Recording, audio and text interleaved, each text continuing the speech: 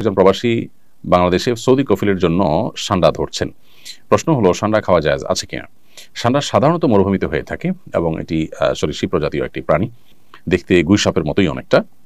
এই সান্ডা এটাকে কোরআন এবং হাদিসের ভাষায় দব বলা হয়, এখনো আরব দেশগুলোতে এটাকে দব বলা হয়। এই সান্ডা খাওয়ার ব্যাপারে 3 ধরনের হাদিস পাওয়া যায়। 3 ধরনের হাদিসই আসলে বিশুদ্ধ। একটা হাদিসে নিষেধাজ্ঞা প্রমাণিত হয়, একটা হাদিসে রান্না করার পরে ফেলে দেওয়ার কথা প্রমাণিত আছে, আবার কোন হাদিসে নবীজির সামনে সাহাবায়ে কেরামের খাওয়ার কথা বর্ণিত হয়েছে। তো এ সম্পর্কে নিষেধাজ্ঞার হাদিসটি বর্ণিত হয়েছে আবু দাউদে, যিনি বর্ণনা করেছেন আব্দুর রহমান ইবনে শিবিল রাহিমাহুল্লাহ, যে হাদিসটিকে ইবনে হাজার আসকালানি রাহিমাহুল্লাহ হাসান বলেছেন। হাদিসটির ভাষ্য হলো যে নাহান নবী সাল্লাল্লাহু আলাইহি ওয়াসাল্লাম আকলিল লাহমিদ দব, নবী সাল্লাল্লাহু আলাইহি ওয়াসাল্লাম দব বা সান্ডার গোশত খেতে নিষেধ করেছেন, এটা পরিষ্কার নিষেধাজ্ঞা।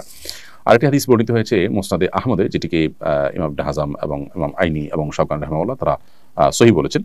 হাদিসটিতে নবী করিম সাল্লাল্লাহু আলাইহি সাল্লামের উপস্থিতিতে সাহাবায়ে কেরাম কোন একটা জায়গায় গিয়ে সেখানে প্রচুর পরিমাণ দব দেখতে পেলেন, সেই দবগুলো তারা ধরে রান্না করেছেন। এরপর নবী করিম সাল্লাল্লাহু আলাইহি সাল্লাম বনী ইসরাঈলের একটি প্রাণী বিশেষ, যেটা আকৃতিকে বিকৃত করে দেওয়া হয়েছে শাস্তিস্বরূপ, সেটা হওয়ার আশঙ্কা নবী সাল্লাল্লাহু আলাইহি সাল্লাম করে সেটি ফেলে দিতে বললেন। সাহাবায়ে কেরাম সেটি ফেলে দিয়েছেন, পরে তারা খাননি। আরেকটি হাদিস বর্ণিত হয়েছে আব্দুল্লাহ ইবনে আব্বাস রাদিয়াল্লাহু তাআলা আনহু থেকে, সেটি সহিহ মুসলিম বর্ণিত হয়েছে এবং সেখানেও দেখা যায় যে নবী করিম সাল্লাল্লাহু আলাইহি সাল্লামের সামনে সাহাবায়ে কেরাম খাবার খাচ্ছিলেন এবং সেখানে বিভিন্ন আইটেম ছিল, দব ছিল, তো ওনারা খেয়েছেন, নবী সাল্লাল্লাহু আলাইহি ওয়াসাল্লাম সেটি খাননি, পরিহার করেছেন।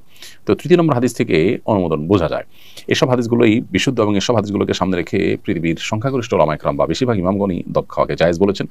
আর হানাফি মাযহাবের উলামায়ে কেরাম এটিকে মাকরুহ বলেছেন, অপছন্দনীয় বলেছেন।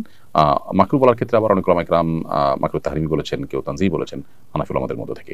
তো বেশিরভাগ উলামায়ে কেরাম এটি খাওয়াকে জায়েজ বলেছেন। কারোর রুচিতে নাবাদ তিনি না খেলেন, সেটা সম্পূর্ণ ভিন্ন বিষয়।